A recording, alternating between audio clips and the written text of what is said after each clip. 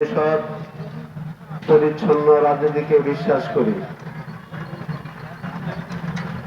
৭১-এর স্বাধীনতা লাভ করার পরে বাংলাদেশে যেভাবে দলীয়করণ বা রাজনীতিকরণে মানুষের অধিকার হরণ করা হয়েছে, আমরা তারই অধিকার নিয়ে রাজপথে গণ অধিকার পরিষদ প্রতিষ্ঠিত, তারই ধারাবাহিকতায় বাংলাদেশের মানুষের অধিকার নিয়ে গণ অধিকার পরিষদ সবসময় কাজ করে যায়। আমরা গণ অধিকার পরিষদ দেশ ও মানুষের সার্বভৌমত্ব রক্ষায় সর্বক্ষেত্রে রাজপথে প্রতিবাদ করে যাচ্ছি। ইনশাল্লাহ বেঁচে থাকলে, যতদিন বেঁচে থাকবো, গণ অধিকার পরিষদ রাজপথে প্রতিবাদ করে যাবে অন্যায়ের বিরুদ্ধে।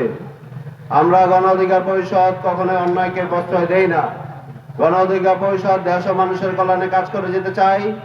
তার এই ধারাবাহিকতায় সবসময় আমরা দেশ ও মানুষের কল্যাণে, মানুষের অধিকার, জাতীয় স্বার্থ, গণতন্ত্র ও ন্যায় বিচারের ক্ষেত্রে বিশেষে গণ অধিকার পরিষদ বলিষ্ঠ কণ্ঠ নিয়ে কাজ করে যাচ্ছে ইনশাআল্লাহ।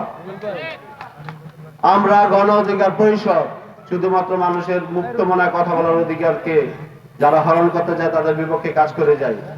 আমরা চাই বাংলাদেশে একটা বিনির্মাণ সুন্দর এবং বিনির্মাণের বাংলাদেশ গঠনের ক্ষেত্রে বিশেষে বাংলাদেশ স্বাধীনতা লাভ করছে ঠিকই, স্বাধীনতার যে সৌন্দর্য বা মানুষত্ব বোধ এগুলো এখন কিছুই নেই।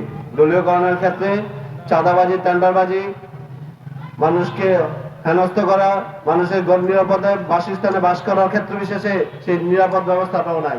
আমরা চাই বাংলাদেশ একটা সুন্দর, সুষম, সুন্দর, স্বাধীন বাংলাদেশ যাতে প্রত্যেকটা মানুষ ভোগ করতে পারে, সেই লক্ষ্যে আমরা কাজ করে যাই ইনশাআল্লাহ। আমরা চাই না বাংলাদেশে কোনো বৈষম্য থাকুক। কেন এই বৈষম্য এই স্বাধীন দেশে? বাংলাদেশ স্বাধীনতার পরে বহির্বিশ্বে যেসব উন্নত দেশগুলি স্বাধীন হয়েছে তারা এখন কোন উন্নত শিখরে চলে গিয়েছেন, কিন্তু বাংলাদেশ এখনো এই রাজনৈতিক প্রেক্ষাপটের কারণে, এই কলুষিত রাজনীতির কারণে বাংলাদেশ এখন উন্নত শিখরে উঠতে পারেনি। আমরা গণ অধিকার পরিষদ বিপিন নুরভাই সবসময় দেশ ও মানুষের কল্যাণে কথা বলে গেছে। আমরাও চাই আপনাদের ধারাবাহিকতা রাখে পরিচ্ছন্ন রাজনীতি করার বিশ্বাসে আমরা গণ অধিকার পরিষদের পক্ষ নিয়ে সবসময় রাজপথে থেকে দেশ ও মানুষের কল্যাণে কাজ করে যাবো ইনশাআল্লাহ।